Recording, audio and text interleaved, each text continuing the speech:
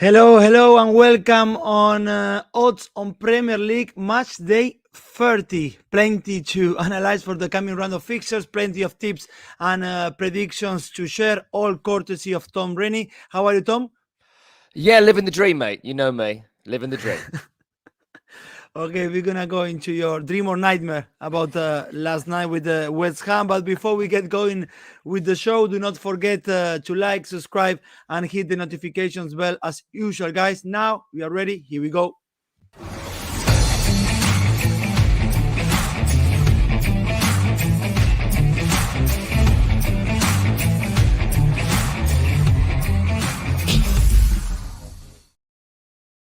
All right, Tom. The game that opens the Easter weekend in the Premier League is Manchester United in Old Trafford against Everton.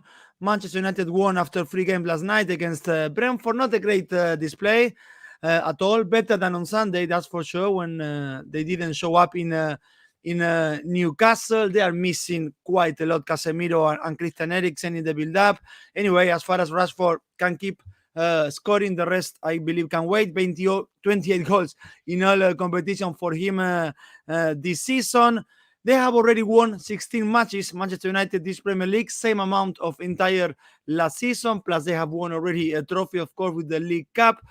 Everton, Tom, we will see what happens comes May, but if they manage to stay in the Premier League, as I believe they will, and they do it for just 1 point, they will remember fondly Michael Keane's goal in a similar fashion, a similar manner that Manchester City remembers Vincent Kompany goal against Leicester a few years back, but of course for different reasons, obviously. Can Sean Dyche get something back to Goodison Park on Saturday? Oh, tough one, this one. It's a weekend where I think there's a lot of favourites to win and a lot of teams you All right. expect to lose. But what's interesting is that some unexpected results have to happen this weekend. They have to happen for some of the teams down the bottom. And if they happen to the teams at the top, it changes everything in terms of European qualification. I mean, if we start with Manchester United, I agree with you completely in terms of the Wednesday result. I've only watched the long highlights because I was at the West Ham debacle. But from all reports, it's about what you'd expect. You know, they are a counter-attacking team. They have been a counter-attacking team all season long. And Brentford are a terrible team to try and break down. They're a very difficult team to try and break down. So what you need in that game is Christian Eriksen. And he's coming back now. We're hopeful of seeing Christian Eriksen by the start of May for Man United in the starting 11, which will make a massive difference down the last 4 or 5 games of this season. But that's the kind of player Man United have missed all season long, someone who can pick holes at vital moments. When they get possession in opposition territory, who's going to be that person who can find that pass through to Rashford that isn't just a ball over the top and hope he does something with it when he's turned the defenders. And that's what they're missing. Casemiro, you're right to mention as well, but that affects them at the other end of the field more than going forward.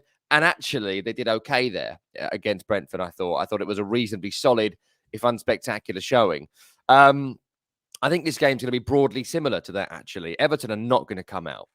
They're not going to come out. They're going to be very deep, very low block. They sometimes play 5 at the back. It will be 4, but look out for Idrissa Gana Gay dropping into defence to make it 5 at the back. I'd expect maybe Mikalenko to return at left back for this game, having come off the bench a couple of days ago. Then Ben Godfrey, who's not particularly strong in that position. And the game plan will be over the top to Damari Gray in the same way Man United will be over the top to Rashford and hope for the best. So I don't expect a thriller in terms of entertainment value here. Credit to Sean Dyche and credit to Everton. I mean, they're unwatchable.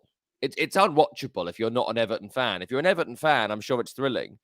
But if you're a neutral thinking about, what team should I watch this weekend? I've got time to watch one game. My husband will let me watch one game. What should I watch?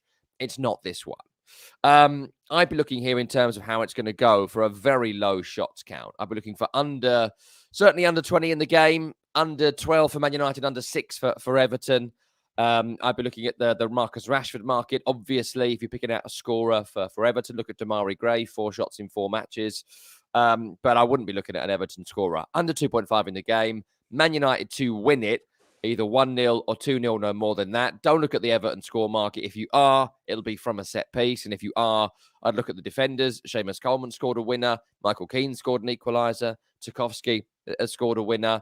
But I think Everton will stay up. I agree with you, but it won't be in games like this. Low scoring, Man United win.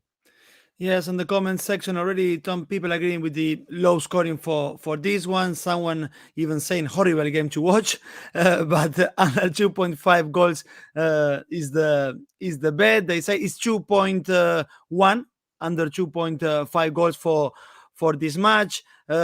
Agreeing that Everton will make this a messy game for United, although Viper thinks United will win, but under 2.5 goals. So that's the match that kicks off the Easter weekend. Manchester United at home against Everton. Next, Tom, is Aston Villa, Nottingham Forest. I know you rate Unai Emery highly. What he's doing is amazing. 10 wins in 16 Premier League matches since he took over Steven Gerrard. To put that even into a wider context, Tom, Newcastle has won 14 games all season. And Aston Villa with Emery, they've done it 10 times already.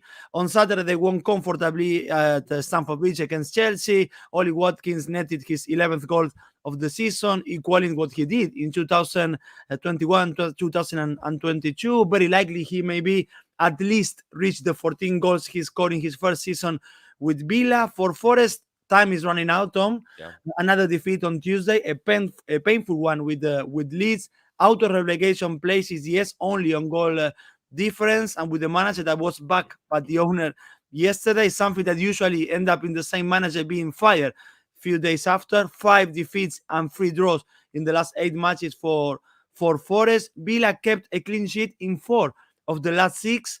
The odds for Aston Villa to win with a clean sheet has odds of 2.70. Is something that you will look at, a clean sheet for Villa here?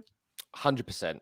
100%. That's what I'm looking for in this game. Look, Unai Emery, to your point on him, I think that in this season where there are so many clubs sacking their manager, and right now there are 3 clubs, as we speak, Frank Lampard's not been confirmed at Chelsea, so 3 clubs in the Premier League that have sacked their manager and just gone, I don't know, like they've done, because everyone's gone.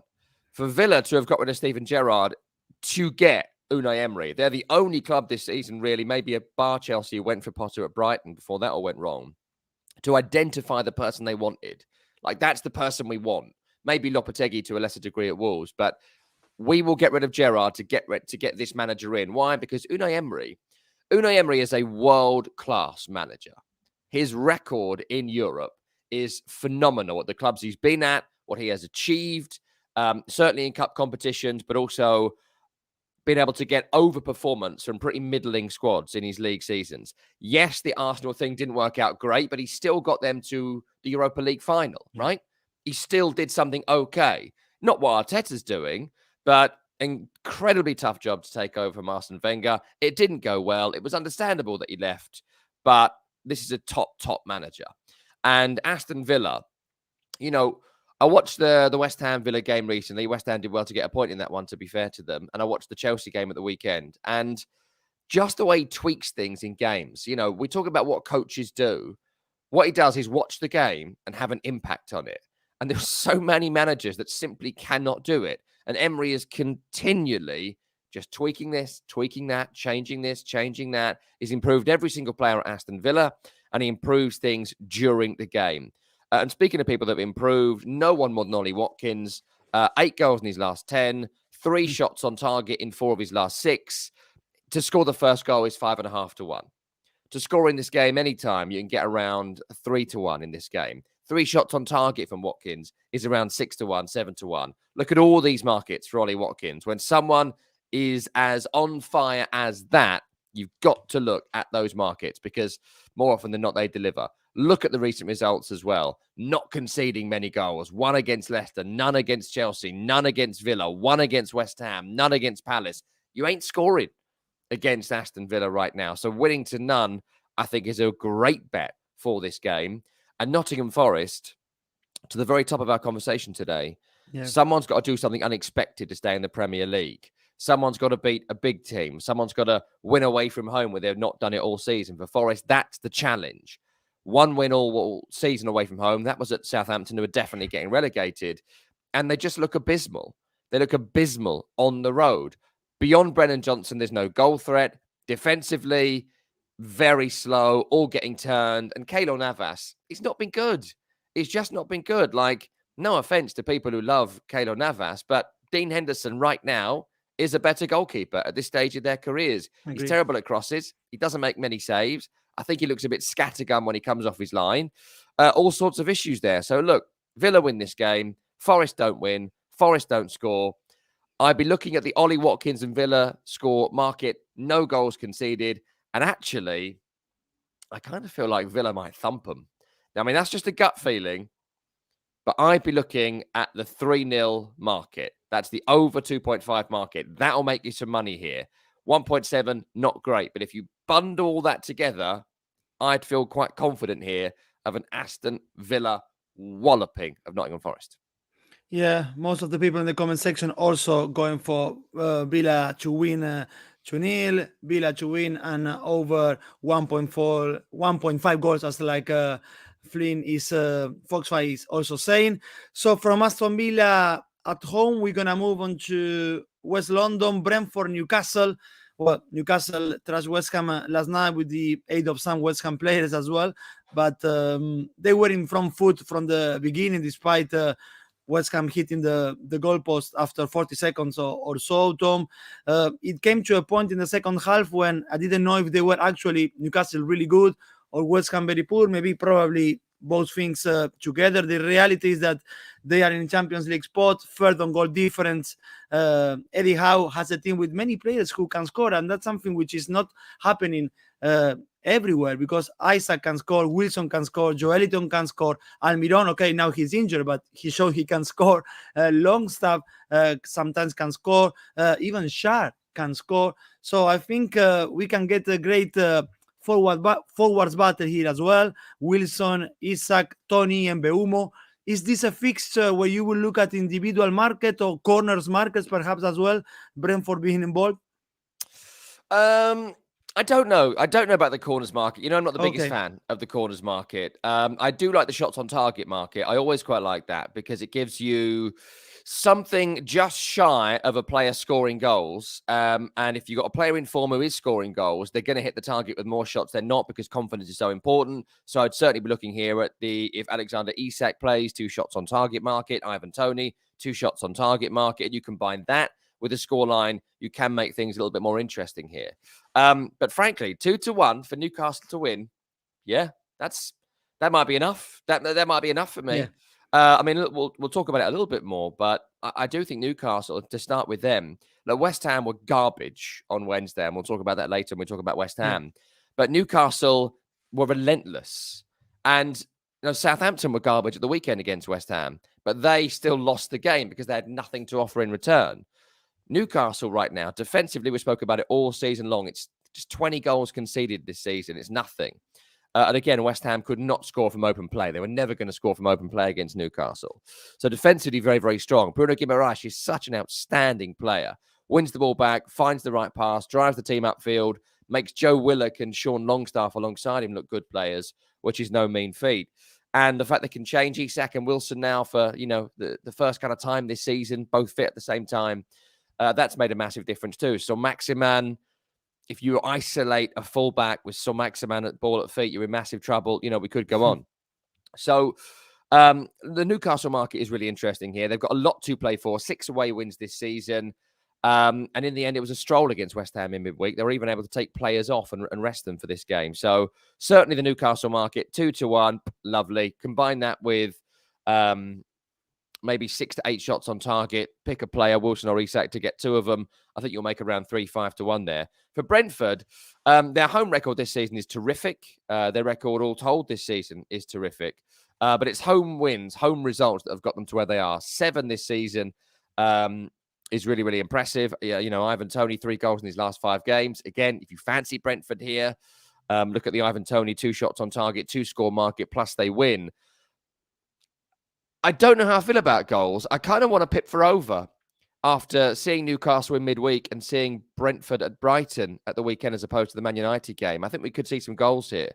Probably not with my money, though, to be fair. I think it'll be a thrilling game. I'd go for Newcastle at 2-1. I'd leave it at that. If you want to double it up with a double chance, draw a Newcastle, that's fair too. But look at the shots on target market as well. Some people saying, yeah, Brentford, Newcastle, both teams to score and over 2.5 goals.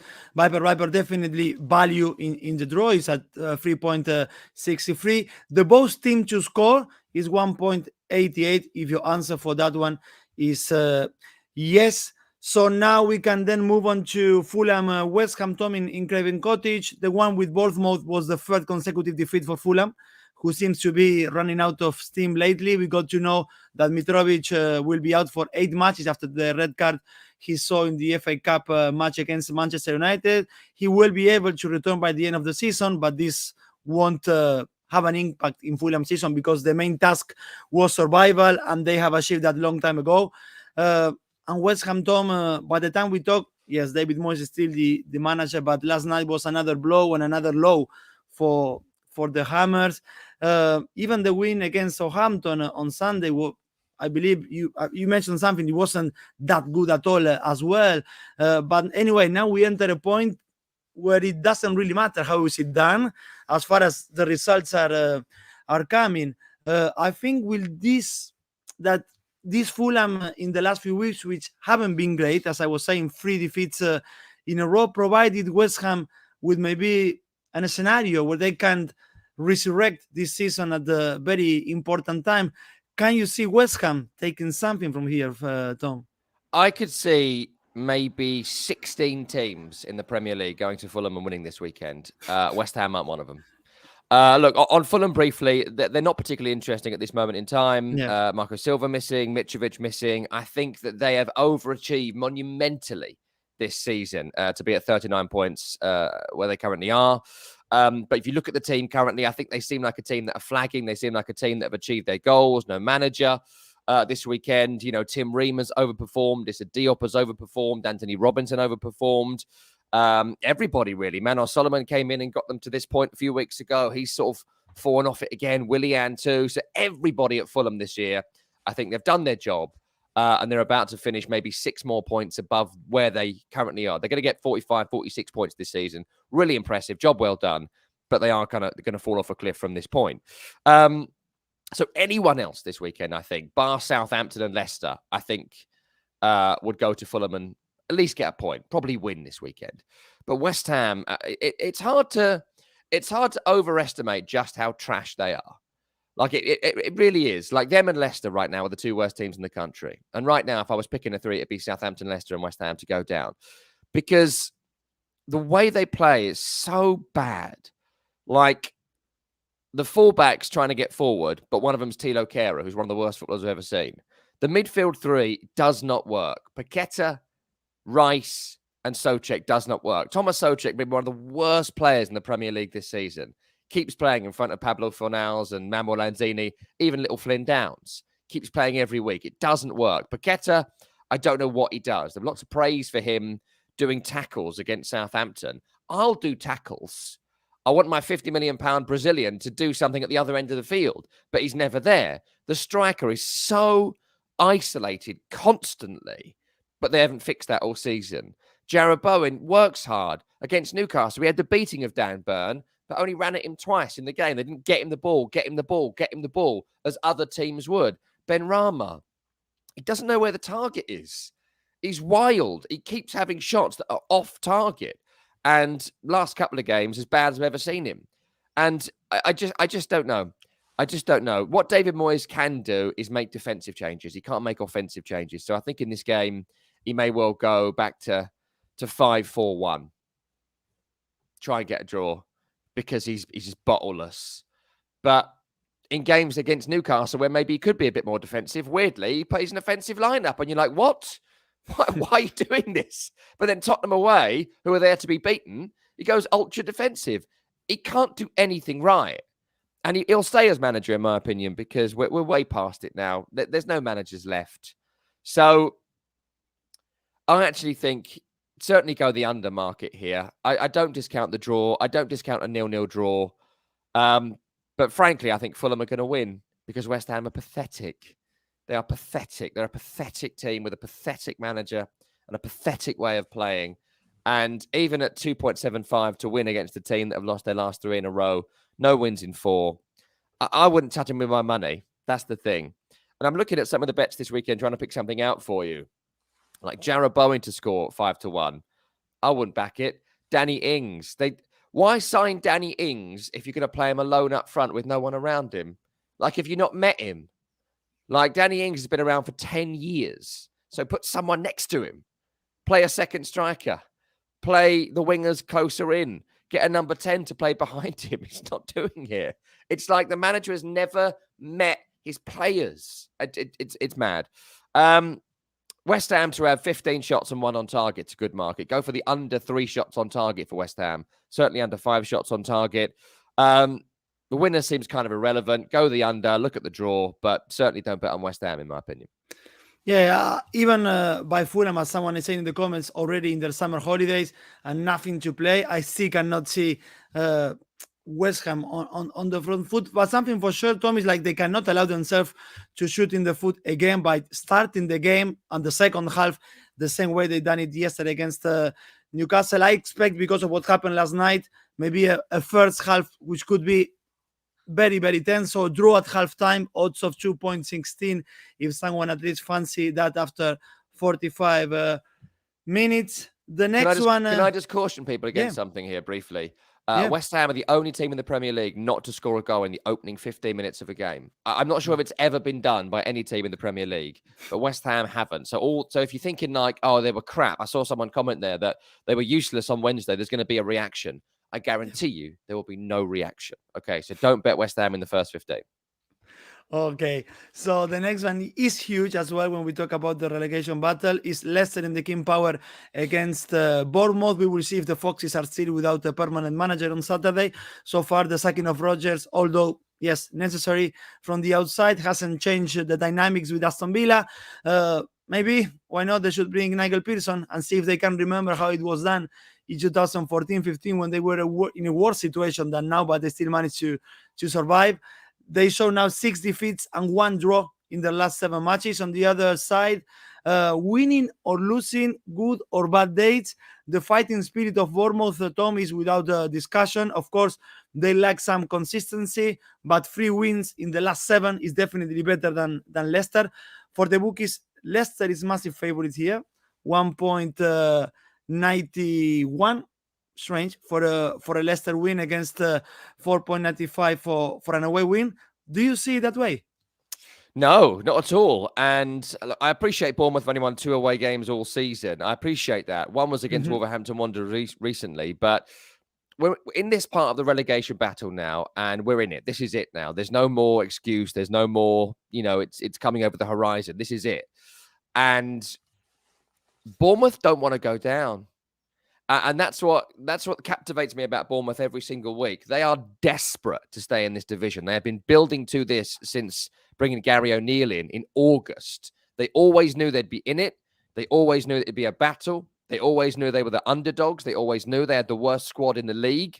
But they do not want to be in the Championship next season. They want to be in this division to then get a better squad next season, to not be in this in the next campaign. And that's what you're seeing in these games. That's what you're seeing in come-from-behind wins against Fulham. That's what you're seeing in victories over Liverpool and that victory at Wolves away from home. And you ain't seeing that with Leicester.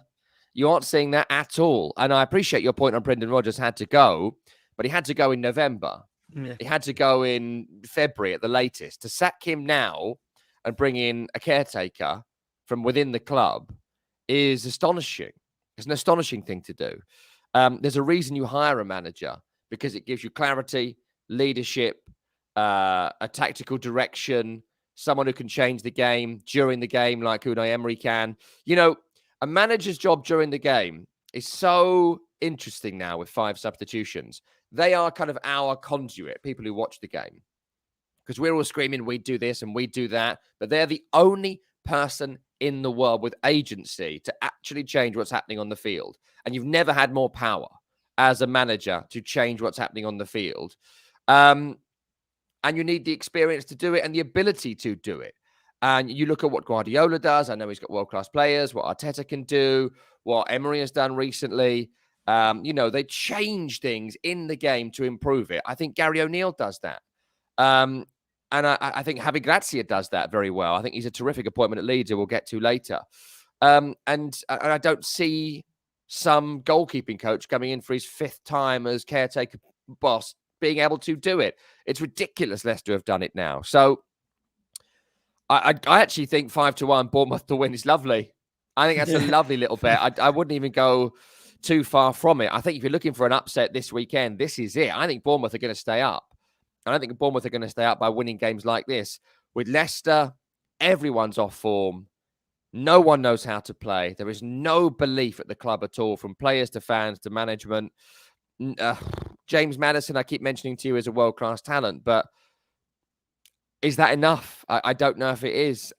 Double chance with a draw because the odds are quite good. But if you fancy a flutter this weekend, 5-1 for Bournemouth to win. The way they've been playing, the way Leicester have been playing, that's good for my money. People also pointing at the goals over 2.5. They expect Bournemouth, yes, to go for it. Goals over 2.5 has odds of 1.90 on average on the Oddspedia website. So that was yes, that was everything for Leicester Bournemouth. Now we have Tottenham Brighton. Maybe the opportunity for the Cherby to have a look into his prospective new employers. Who knows? Brighton was unlucky not to win against Brentford, but they will fight till the end. They fight it until the end. 3 times they were behind the scoreline, and 3 times they managed to equalize. The European dream is alive for them. I like the fact that the Cherby said that because of the position they have now and the games in hand they possess, not to qualify for European competition for him will be a failure. So I like that he really wants to go for it. In front, they will face a Spurs team that was so poor against Everton, especially in the second half, especially after Everton was reduced to 10 men. You couldn't tell Tottenham had one more player than Everton. No desire, no football, absolutely nothing. Although it's true that at home, they tend to offer a different face. 10 wins in 14 matches in North London so far. But can Brighton here keep the European dream alive, Tom?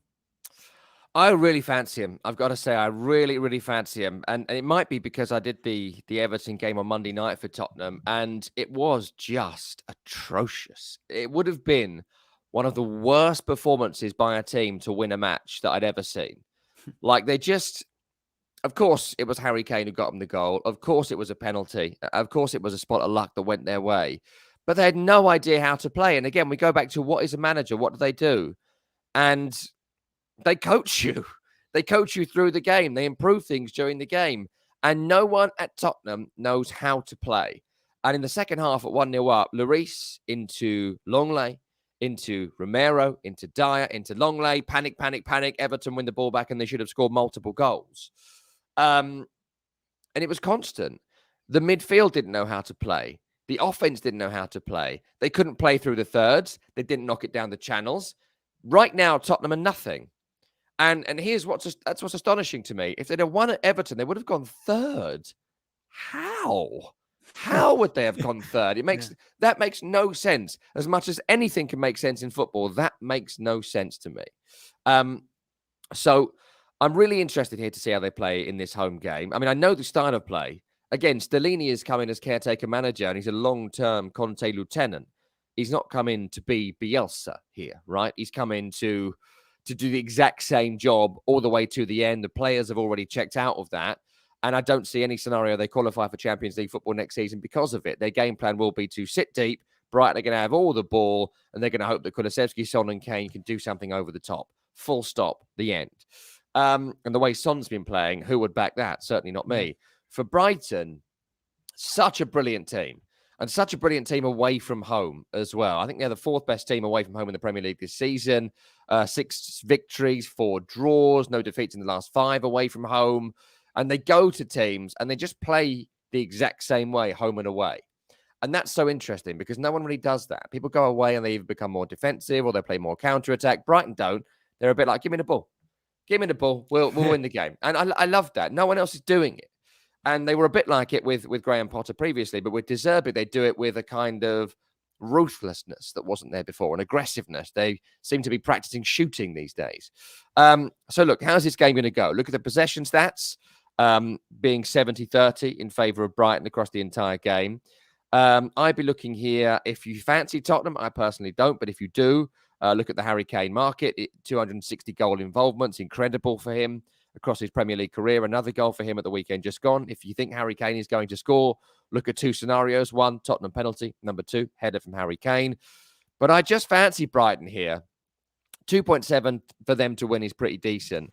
Yeah. I'd expect them to have over 10 shots in this game. I'd expect them to score goals in the second half as well, which they've been terrific at in recent times. Look at the Kara Mitoma market, who I think will have whoever plays at right side, probably Romero for lunch in this game. I think he's going to destroy whoever's playing over there for Spurs. Brighton at 2.7. I would just take it. I would take it right now, and I would take it in a low-scoring game. Under 2.5, pick Brighton win. Yes, I will, to be honest, go with open arms with you that Brighton odds to win away in North London. And one quick question, Tom, before we move on this. For me, it's quite odd to appoint an interim manager, someone who was working with the previous manager. My point is, like, if you cease to work with the manager, it's because you want to change something. So why are you going to keep someone whose best intention is in 2 or 3 months to keep working with that manager? I mean, if I'm going to come here and change everything after I've been working with you 4 or 5 years, then you're going to tell me what you have been done. Basically, you haven't been believing in what we've been doing together. So why is this kind of appointments? Sartor in Chelsea, Stellini in Tottenham. I think that in terms of Chelsea, they're going to bring in Frank Lampard. It might be done by the time people are watching this. And I think that even though that seems outwardly quite dumb, it's better than doing what you're describing, leaving poor old Alfred Bruno in charge for a little while. We'd never picked a team before doing it in midweek. For Leicester, I think it's panic. And for Tottenham Hotspur, it's the extraordinary way that Antonio Conte left the club. They would have had no plans to replace Antonio Conte. And this goes to the David Moyes conversation as well. They are desperate not to do it because hiring a manager is hard. It's a really hard thing to do, and it takes long-term planning. And if you don't have that in place, which Tottenham do not, we end up in this no man's land of what are we going to do? What are we going to do? What are we going to do? They can't attract the managers they want because they're not in the Champions League. They can't attract this level of manager because they all think there's another job on the horizon and they know it's only for a short-term contract, so they don't want to do it. And then this type of manager, they're not going to go at. So they don't know what to do. It's as simple as that.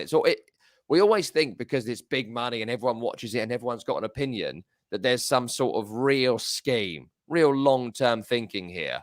No, they don't know what to do. And that is how you leave someone like Christian Stellini in charge, who is not a manager, never going to be a manager. He's a quiz question, is Christian Stellini. He's a nobody in terms of management.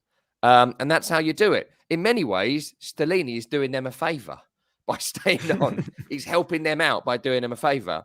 But he'll go off with a nice payoff in the summer, having done a job way above the station that he wants and seems to be qualified for. And that's it. It's incompetence, basically.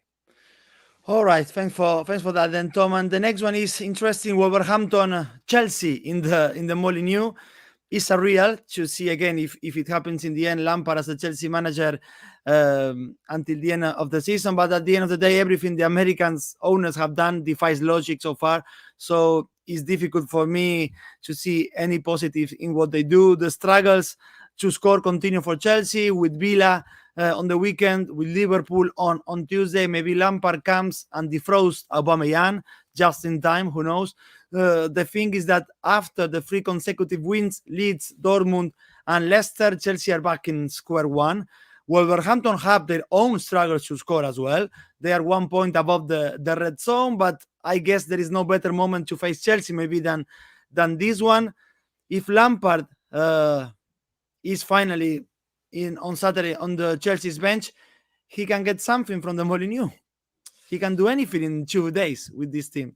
Yeah, maybe. Tough, this one. This is an awful game to predict because, Wolverhampton Wanderers, I'm not a fan of Lopetegui, as you know. I think that he is an ultra-defensive manager, and that's not to say that's a bad thing, but in terms of replacing Bruno Lage, they just replaced Bruno Lage with Bruno Lage, right?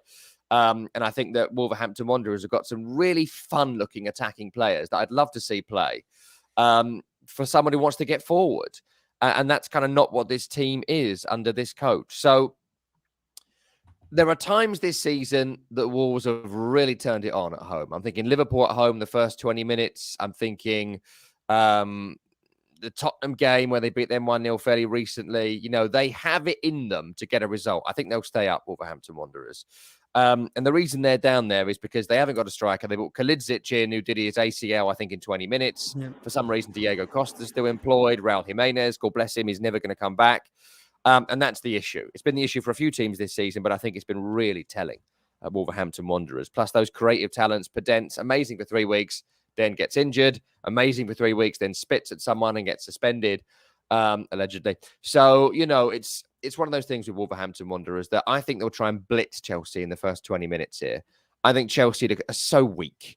They are so weak right now and fragile. The players collectively are going to be suffering a total lack of confidence. That last 20 minutes against Aston Villa would have been completely debilitating for everyone involved. And now Graham Potter, who no one really liked by all accounts, got sacked because of it. And there will be people feeling a bit responsible for that, and maybe they should. So I think if you're looking for a Wolves win, you go early goal. So look at the first 20 minutes market. Look at them scoring 1 or maybe 2 in the opening 20 minutes of this game. If they do that, I think Wolves go on to win it. If there are no goals after 20, you start looking at the Chelsea market. So this could be quite good for some in-play betting if that's your bag this weekend. I think Chelsea are going to have 70% possession in this game. They're going to dominate the ball. And though Frank Lampard has been in for a couple of days, more than likely by this point, I still think it's going to be a very similar way to Graham Potter. I think 3 at the back is what they stick with, because that's what works with the personnel. I don't think Frank Lampard will be so dumb to keep Reece James out of his best position for 90 minutes, which was probably the most baffling thing about the performance against Aston Villa at the weekend. You've got maybe one of the best wing-backs in European football, and he brought on Madueke in his position and kept it. That was a sackable offence on its own, in my opinion. So Reece James on the right, Chilwell on the left. Aubameyang comes back in as an actual striker. 2 players behind him, maybe João Felix and Kai Havertz. Could be anyone. They've got a lot of talent there. Enzo Fernandez and another in midfield. That's a potential title-winning quality 11, in my view, bar the striker. But if he's being set up with tap-ins, Aubameyang will take him. So if it's 0-0 after 20, look at the Chelsea market. Look at Chelsea having 20 shots at goal. Look at João Felix having 2 or 3 shots on target. He's done 2 in 3 of his last 5, not scoring goals, but hitting the target. Tough this. Very, very tough. I'd look at one of these teams wins without conceding. If it's early Wolves, if it's late Chelsea. That's all I got. Viper seeing value in the draw. 3.6. Jose Miguel, Wolves, Asian Handicap 0. That one stands with odds of 3 on average on Oddspedia. So that was Wolverhampton Chelsea. The last one on Saturday is Southampton Manchester City. City with the chance, Tom, to reduce the gap to 5 points before Arsenal travels to Anfield. The same that was said about Bournemouth, that they won't go down if they go without fighting, could be said of Southampton, although we believe, I guess, that yes, they will go down. But lately, a draw at Old Trafford, a draw with Tottenham at St. Mary's. They deserve to get maybe something with West Ham. The last few minutes, they hit the bar. They managed to kick Manchester City out of the League Cup this season, but we shouldn't doubt for a second City to win here, shouldn't we, Tom? Look, I don't want to waste too much time on this one, Yep. if I'm honest with you. Southampton are going to go down. Southampton have nothing to offer. Southampton have a ragtag group of nonsense as their squad and a manager who you're not going to remember in a few weeks' time. Man City, far too strong. I think they win this game comfortably. Southampton, the worst team at home this season. I know City have struggled in some away games this season, but this is not going to be it. Asian handicap this one as far as your bravery is willing to go. Personally, I'll be going over 3.5. That's 4-0, 5-0, 6-0. I think they're just going to give them an old-fashioned tub thumping in this game. Southampton have nothing, and City have everything. So look at the various markets. Over 30 shots maybe, certainly over 25. Over 12 on target, and at least 4 goals scored. And as ever, look at hat-trick markets. I know that Haaland is likely missing, so look at the Alvarez hat-trick market. That'll make you some more money than Erling Haaland getting it. But I could see someone scoring a trio of goals in this game, and City really, really thumping them. Julian Alvarez, 13 goals in all competition this season. Not bad for him in his first one at City. The one before the last is Leeds in Elland Road with Crystal Palace. A massive win for Leeds on Tuesday against Forest. A win that gave them some breathing space. They now show 29 points. So far, the appointment of Javi Gracia has worked. 3 wins in 6 matches. They will face a Palace team that, with Hodgson last week, and finally got 3 points in 2023 after Mateta's goal in the 94th minute of the match with Leicester. The Eagles are 1 point above Leeds. The home team is favorite for the bookies, 2.18 for a win, and rightly so, I believe. Do you see the same way, Leeds favorite here, Tom? Yep, absolutely. I think Javi Gracia is a very, very good appointment. I think he's a very good manager, and he's proved it in the Premier League previously with Watford when he never should have got sacked after a poor start to the post-FA Cup final season. Knows how to coach a defence, knows how to coach a midfield. He's getting goals out of that really talented trio up front, though there's doubts about Willy Gnonto for this game as he picked up an injury with Italy and hasn't quite come back fully fit. But if he plays any minutes, looks terrific. If he doesn't, Sinistera plays, who scored in midweek, who I also think is a very good player. So, look, Leeds are going to stay up. They win this game, they go to 32 points. That's 4 from safety with, 8 to play? They'll be fine. Because they had some really lovely winnable home games back-to-back. Forest and Palace back-to-back at this point of the season is sumptuous for any team that's down there. And I just can't see anything other than a Leeds win. Crystal Palace did beat Leicester last weekend, but, it took that last-minute Mateta brilliant goal that it was, that he'll do that once in his career, and it's done. Wilfried Zaha missing takes away mainly their attacking options. They had a lot of shots in the first half against Leicester, but they were wild. They were told to shoot from anywhere, and that's what it felt like. The goals they scored, one was brilliant, one was lucky. I still think Palace could be in some trouble this season. They'll get over the line, but it'll be nervy to the end. So look at the Leeds United market here. How do they do it? They score early, they score late, they score all over. Look at Leeds to have 25 shots. Look at Leeds to score in the opening 10 minutes. Look at Leeds to score in the last 10 minutes. I actually think they win this quite comfortably. I think they've got really good, thrilling attacking players, bit of confidence from midweek. I think Leeds stay up comfortably and win this game comfortably without conceding a goal. Good value for a Leeds win, 2.18. And to close this Matchday 30 in the Premier League, we have Liverpool-Arsenal in Anfield on Sunday afternoon in England. The Gunners, after the defeat with Manchester City, they showed 7 wins in a row. They scored 23 times and conceded only 6. Now they have Gabriel Jesus back in the lineup and back to scoring goals too. Leandro Trossard might be the signing of the winter transfer market. I don't think so this time Arteta, Tom, will need to use loudspeakers in the training ground to make sure their players get used to the pressure in Anfield. One, because this Arsenal has shown to be very resilient mentally. And 2, because nowadays Anfield, or this Liverpool this season, is not as intimidating as it used to be. Can you see Liverpool anywhere near of what we have seen against Manchester United in Anfield? I can remember the last time that Arsenal was traveling to Anfield and being favorites here. 2.61 for a win. I mean, it's one of those games this weekend where there's not going to be much value for you because Liverpool to win at home is usually a 3-1. That's very nice. But against Arsenal, the way they've been this season, I'm not too sure. The Man United game was terrific, but Man United were appalling that day. And that second half was one of those weird anomalies that sometimes happens in football when a team is so beaten, suddenly you can't stop scoring. It does occasionally happen.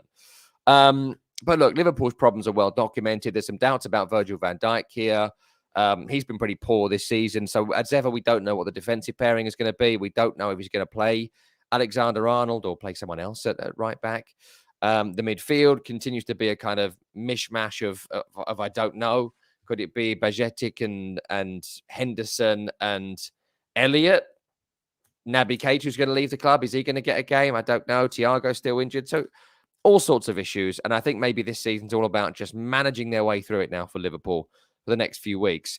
But I still wouldn't discount them pulling off a win here because they can score goals at any time with someone like Mo Salah in the team and Darwin Núñez. They still have goal threat if the trio up front can start linking up as good as they did against Man United. For Arsenal, Saliba being out is an issue. It is actually an issue for them because he has been so good this season. So Rob Holding, made a terrific career comeback as well as a fringe comeback during his last few months. I think that he's a decent player, but he's not a title-winning centre-half. So that can go on for only so long. So I can see a little chink in the armour there that Liverpool could potentially exploit. I wouldn't discount the draw here at 4-1. Really good odds for the draw. But, if Bukayo Saka is fit and comes back into the team, Gabriel Jesus plays better than last week. I know he scored a couple of goals, but look a bit ring rusty. If Martinelli, Jesus and Saka and Ødegaard and Partey are all playing their best, the way Arsenal have been this season, you got to back them. You have to back them to win. And as ever with Arsenal, look at the Saka market. They win. He'll have at least 2 shots on target. Look at Saka to score, if fit and well. We assume he's going to be at the moment. And I think Arsenal are going to win this game. Double chance it. It's a nice risk evaluator there with the draw, but I fancy Arsenal every game now. I really do. They go to Anfield, they go there and win, and Saka's on the score sheet. Yeah, most people on the comment section are falling for an Arsenal win. They expect goals over 3.5, says Tyson. That one on Oddspeedia's website is at 2.75, over 3.5 goals. So that was everything on Premier League match day 30. But of course, before we go, Tom, what's your safe bet and what's your ACCA? Well, weirdly, there's a couple of safe bets this weekend, but I'm going for Manchester City. Obviously, I always say this to you, but if you bet Man City every week, you're going to win 30 bets this season. Now, a guaranteed 30 bet win is not too bad. So they win this weekend against Southampton. You only get 1.3. I'm only giving you the safe odds. But as I mentioned earlier, if you double it up, treble it up, look at the Asian handicap market, you'll make some real money there because they are going to beat Southampton. Perfect. And what's the ACCA then? The ACCA is, I've got 2 safe bets this weekend. My other one is Aston Villa. I love Aston Villa right now. They're playing so good, and Forest are awful away. So take Aston Villa to beat Forest, take City to beat Southampton. But to make it interesting, you've got to make the ACCA interesting. I love a treble. I keep getting 2s of 3s. Brighton to win at Tottenham. Tottenham are terrible. Brighton are good. 6-1 if you throw Brighton in. I really like that, so I'm taking it this weekend. Perfect. Finger crossed then for that 6.1 ACCA. Many thanks, guys, for watching. I hope you enjoyed the show. And before heading to Oddspedia website to place your bets, do not forget to like, subscribe, and hit the notifications bell as usual. Tom, a pleasure as always. See you next time.